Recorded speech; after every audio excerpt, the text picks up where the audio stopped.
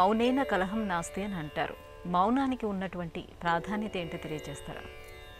మౌనం గురించి మాట్లాడాలి అనడం అనేది చాలా చిత్రమైనటువంటి ప్రశ్న అమ్మాయి. మౌనం గురించి మౌనంగానే సమాధానం చెప్పుకోవాలి అంటుంది శాస్త్రం. ఎందుకని అంటే విభూషణం మౌనమ పండితానాం, మౌనంగా ఉండడం పండితులకు ఆభరణం. అవసరం అయితేనే మాట్లాడతారు, అలాగే అనవసరం మాట్లాడరు. ఆ ప్రశ్నకు సమాధానం ఎంతో అంతే సమాధానం ఇస్తారు, మిగతా సమయంలో అనవసరంగా మాట్లాడరు. మౌనం ఎటువంటి శక్తి కలది అంటే, లౌకికంగా ఒక ఉదాహరణగా మాట్లాడుకుందాం. ఒక వ్యక్తి మరణించాడు. మరణించిన ఆ వ్యక్తి ఆత్మ శాంతించడం కోసం మనమంతా కూడా 2 నిమిషాలు మౌనం పాటిస్తాం.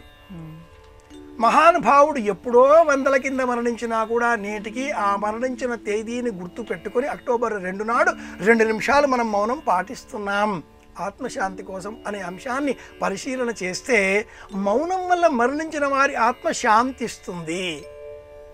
ఇంటిలో కూడా భార్యాభర్త మాట పెరిగినప్పుడు ఒకరు మౌనం వహిస్తే రెండవ వారు శాంతిస్తారు. మాటకు మాట తెగులు కదా, ఇద్దరూ మాట్లాడుకుంటూ ఉంటే ఆ గొడవ చిలికి గాలివాన అన్నట్లుగా బయటి దాకా ప్రయాణిస్తుంది కదా. కనుక మౌనానికి బలం ఎక్కువ. పూర్వం భోజకాళిదాస కథలలో ఒక కథ. ఒకానొక అర్చన చేసే వ్యక్తి, ఒక ఆలయంలో ఉండేటటువంటి బీదవాడు కాళిదాసును ఆశ్రయించాడు. ఏదైనా రాజాశ్రయం ద్వారా మాకేదైనా ఇప్పించగలరా అని. ఆశ్రయం ఇప్పించే నిమిత్తమై కాళిదాసు అతడిని సభకు రమ్మన్నాడు, కానీ మౌనంగా ఉండవలసింది అన్నాడు. మౌనంగా ఉన్న అతడిని చూచి కాళిదాసు చెప్పిన మాటలతో భోజుడు ఆనందించి కొంత ధనం ఇవ్వవలసింది అంటూ మంత్రిని ఆదేశించగా, ఆనందంతో తబ్బిబ్బైనటువంటి ఆ వ్యక్తి సంతోషం పట్టలేక రాభణుడి అన్న పదం వినియోగించే విధంగా ఒక శబ్దం చెప్పాడు. ఒక శ్లోకంతో వచ్చే కథ ఇది. రాభణ అన్న పదం అనగానే భోజునకు అనుమానం వేసింది, ఇదేమిటి అని. సమర్థించే శక్తి గల కాళిదాసు వెంటనే సమర్థించాడు, విభీషణుడిలో భకారం ఉంది, రాముడు ఆదరించాడు. కుంభకర్ణుడిలో భకారం ఉంది, అంతం చేసి కైవల్యాన్ని అనుగ్రహించాడు. రావణుడిలో భకారం లేదు కనుక ఇలా ససైన్యంగా అంతమొందించాడు అంటూ సందర్భోచితంగా కాళిదాసు యుక్తియుక్తంగా ఆ సందర్భాన్ని సవరించగలిగాడు. కనుక మౌనానికి అపురూపమైన బలం ఉంది. ముని అంటే మౌనవ్రతాన్ని అనుసరించే వ్యక్తి అని అర్థం. మనం తపస్సంపన్నులు, నిష్ఠాగరిష్ఠులు లేక మహర్షులు అని కొందరిని సంబోధిస్తూ ఉంటాం. ఈ సంబోధించే క్రమంలో మొదటి మెట్టు ముని. మౌనంగా ఉండాలి. మౌనంగా ఉంటే మనోబలం పెరుగుతుంది.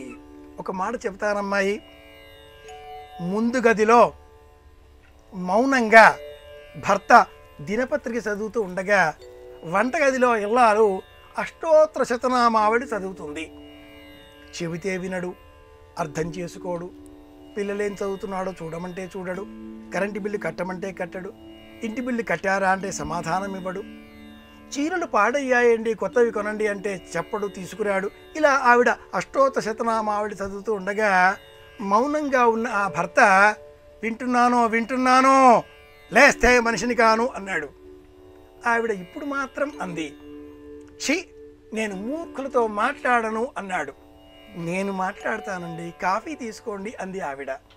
మౌనానికి ఉండే బలాన్ని మనం ఇలా బేరీజు వేసుకుంటే తమాషాగానైనా ఒక్క విషయం గుర్తుపెట్టుకుందాం.